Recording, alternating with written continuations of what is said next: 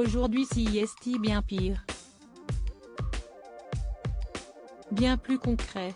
Après s'être battue pendant plusieurs années contre la maladie de Hodgkin, les proches de Françoise Hardy annonçaient en 2019 que la chanteuse était touchée par un cancer du pharynx.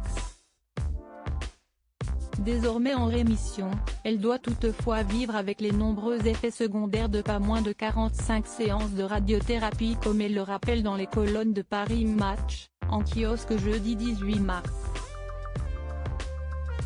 Privée de salive depuis 3 ans, comme elle le précise, Françoise Hardy a donné des détails sur son état de santé.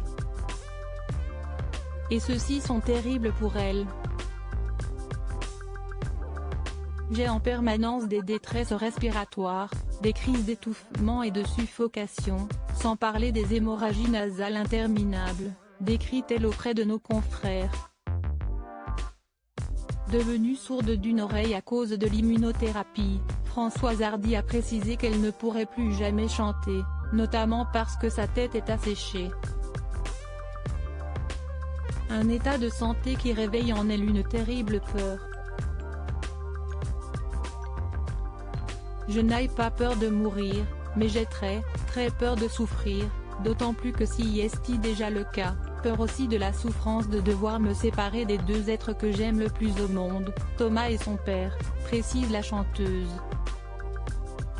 Françoise Hardy appréhende un état de santé insupportable très proche de son fils, mais aussi de son ex-mari Jacques Dutronc. Françoise Hardy appréhende déjà ce moment, où son état de santé pourrait décliner au point que son quotidien deviendra trop douloureux. Et elle déplore qu'en France, contrairement à quelques voisins européens comme la Belgique, l'euthanasie soit interdite pour soulager les malades. Quand mon état deviendra encore plus insupportable, je n'aurai, hélas, pas le soulagement de savoir que je peux me faire euthanasier, explique la chanteuse de bientôt 77 ans qui conclut, la France est inhumaine sur ce plan-là.